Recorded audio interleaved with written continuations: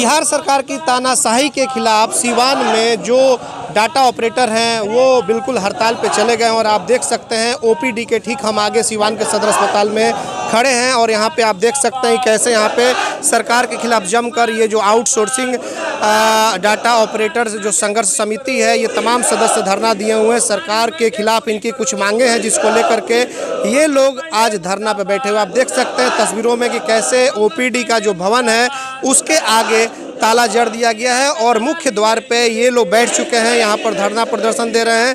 इनकी क्या कुछ मांगे हैं इनसे बातचीत होगी, लेकिन फिलहाल आप देख सकते हैं तस्वीरों में कि कैसे ये बिल्कुल सरकार के प्रति इनमें आक्रोश देखा जा रहा है, जो कि नीतीश सरकार के खिलाफ, स्वास्थ्य मंत्री के खिलाफ भी इनमें जमकर आक्रोश देखा जा रहा है। क्या कुछ इनकी मांगे हैं इनसे हम फिलहाल बातचीत करेंगे, लेकिन आपको बताते चले कि जिस तरह से सीवान में सदर अस्पताल के ओपीडी वार्ड के ठीक सामने सरकार के प्रति जो जन आक्रोश देखा जा रहा है डाटा ऑपरेटर के द्वारा, कहीं ना कहीं आने वाले विधानसभा चुनाव में एक महंगा साबित हो सकता है। हम इनसे पास चलेंगे और इनसे हम बात करेंगे कि आखिर इनकी क्या कुछ मांगे हैं जिसको लेकर के आप लोग प्रदर्शन जारी किए हुए हैं। क्या कुछ आपकी मांगे हैं जिसको लेकर के आप लोग ओपीडी को बंद किए हुए हैं, यहाँ पे ताला जड़ दिए हैं और आगे धरना प्रदर्शन दे रहा है? सर, हम लोग डाटा एंट्री ऑपरेटर हैं, पिछले 7 वर्षों से स्वास्थ्य विभाग में कार्यरत थे।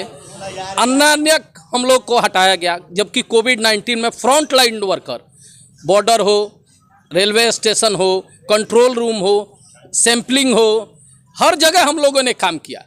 सरकार के सारे कार्यों का निष्पादन हमारे द्वारा किया जाता है। आयुष्मान भारत हो, ई जननी हो, हर तरह का डाटा हम लोग के द्वारा डाला जाता है। पिछले 7 सालों से एकाएक एक पूरे बिहार में एक उर्मिला आउटसोर्सिंग को दे दिया गया और उर्मिला आउटसोर्सिंग के तहत नया वांट निकाल दिया गया हम लोग के समायोजन न करके डायरेक्ट, और उसके द्वारा बोला जा रहा है कि आपको एग्जाम देना पड़ेगा।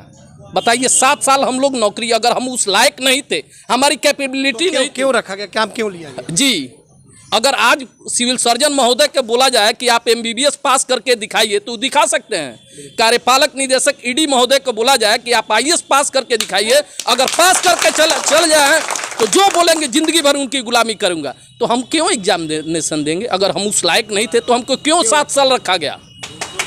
7 साल में तो बहुत कुछ आपको अनुभव भी मिला होगा। जी, हमको अवार्ड भी मिला है। हम लोग जो काम किए हैं उसके लिए हमें अवार्ड मिला है, हमको ट्रेनिंग मिली है, एक से एक हम लोग ट्रेनिंग किए हैं और सरकार के सारे कार्यों का निष्पादन करते हैं।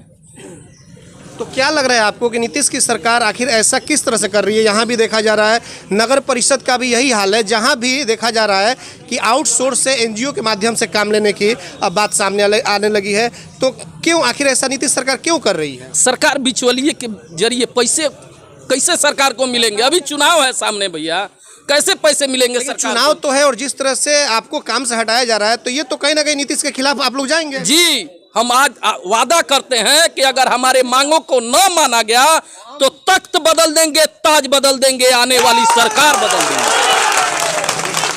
और डाटा ऑपरेटर संघर्ष समिति सीवान के तरफ से हम ये वादा करते हैं कि इस सरकार के खिलाफ पुरजोर विरोध करेंगे। और हर एक चीज बताइए कि ये स्वास्थ्य मंत्री का जिला है, मंगल पांडे का गृह जिला है, आप लोग से कभी बातचीत हुई या आपके नेता से कभी बातचीत? जी, हम लोग पटना गए हुए थे कार्यपालक निदेशक का घेराव करने, तो हमारे कुछ बच्चे गए स्वास्थ्य मंत्री से मिलने के लिए, अपना आवेदन दिए और स्वास्थ्य मंत्री जी से बोले कि सर हमारे साथ ऐसा ऐसा घटना हो गया है।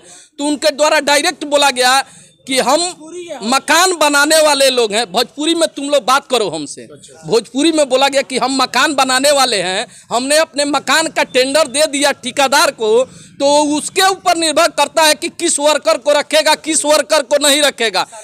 हम लोग किसी वस्तु से भी नीचे हैं इस सरकार में, जिस सरकार में हम लोग 7 साल पूरी मिला कर यह समझा जाए कि सरकार आप लोगों को लिखो फेंको के तौर पे यूज एंड फेक, यूज करके और फेंकने का काम किया। जी, वही सेम हम लोग। देखिए, आप अपना नाम बता दीजिए। मनोरंजन कुमार ओझा, जिला संयोजक डाटा ऑपरेटर संघर्ष समिति सीवान। आपने देखा कि देखिए काफ़ी आक्रोश है, जो डाटा ऑपरेटर हैं जिनको हटा दिया गया, इनसे काम के समय में, उस समय कोरोना जैसी महामारी जब चल रही थी उस वक्त इनसे काम लिया गया है और आज NGO को दे करके और जिस तरह से इनको हटा दिया गया, इनमें काफ़ी आक्रोश देखा जा रहा है। आपको बताते चले कि आने वाले समय में जिस तरह से इन लोगों को हटाया जा रहा है। नगर परिषद का भी कल मामला सामने आया था। आज ओपीडी के ठीक आगे जो जिस तरह से धरना दे रहे हैं ये जो सदर अस्पताल में जो ऑपरेटर थे, तो जाहिर तौर पे कहीं ना कहीं आने वाले चुनाव में नीतीश कुमार के लिए ये घातक साबित हो सकता है। ये लोग वोटिंग करते हैं और सरकार बनाने और बिगाड़ने का काम करते हैं, और आज जिस तरह से ये लोग खुल करके सरकार के प्रति आक्रोश में हैं, ऐसे आने वाले समय में कहीं ना कहीं भुगतना होगा। कुछ और लोग मौजूद हैं। जब आप लोग मंगल पांडे जी से मिले थे, क्या कुछ बातचीत हुई थी, कुछ निदान इसका निकालने के लिए बातचीत हुआ था या नहीं? देखिए, सबसे पहले तो बता दें कि ये जितने भी ऑपरेटर बैठे हुए हैं, कोरोना जैसी विकट परिस्थिति में ये जनता के लिए समर्पित थे, सरकार के लिए समर्पित थे। इन्होंने अपने पूरे लगन और निष्ठा से जनता की सेवा किया और सरकार के लिए काम किया। और जब ये सरकार के पास जाते हैं इनकी समस्याओं को लेकर कि अचानक हम 6 साल काम करते हैं, यहाँ तो कोई ऐसा व्यक्ति नहीं है जो क्वालिफाइड नहीं है, बीसीए कोई किया हुआ है, सबका अलग अलग अपना कोई पोस्ट ग्रेजुएट है, सब लोग। उसके बावजूद अब कहा जा रहा है कि अब एग्जाम देंगे। बावजूद सरकार के द्वारा ये कहा जा रहा है कि मैंने ठेका पे दे दिया है और ठेकेदार जाने के किसको रखना है किसको नहीं। एक चीज़ बताइए, मालिक जो होता है घर बनाता है, अगर उसका घर खराब होता है तो ठेकेदार भी बदल सकता है और जो वर्कर रहता है उसको भी बदल सकता है। और उनके द्वारा कहा जाता है कि इसकी जिम्मेदारी मेरी नहीं है, वो ठेकेदार की जिम्मेदारी। के द्वारा ये बात कही, मंगल पांडे के द्वारा ये कही जाती है। और आप एक चीज़ बताइए, ये उतने दिनों तक सेवा किए हैं, उसी सरकार के कामों को धरातल पे लाए, जनता के बीच लाए और जनता के लिए करते रहें। मैं पूरे लोगों से ये कहना चाहूँगा कि आज डीएस महोदय आए थे और बोल रहे थे कि ये जनता के काम बाधित हो रहा है। अच्छा, एक चीज़ हमको बताइए, ये 6 साल से इसी जनता के लिए न मर रहे थे। इस कोरोना जैसी विकट परिस्थिति में ये अपने जान जोखिम में डाल के, मुझे कल पता चला कि 2 लोग कोरोना पॉजिटिव भी पाए गए अररिया के साथ, हाजीपुर के। एक चीज़ बताइए, जहां बोला जा रहा था कि हमारे कोरोना वॉरियर्स हैं, उनके लिए थाली ताली मोमबत्ती जलाया जा रहा था, और ये क्या आज कोरोना वॉरियर्स नहीं है, आज इनको उठा के फेंक दिया गया। अगर वाकई सम्मान सरकार करती है तो अगर वाकई सम्मान करना जानती है कोरोना वॉरियर्स को, तो इनको तत्काल इनको जॉब पे रखा जाए।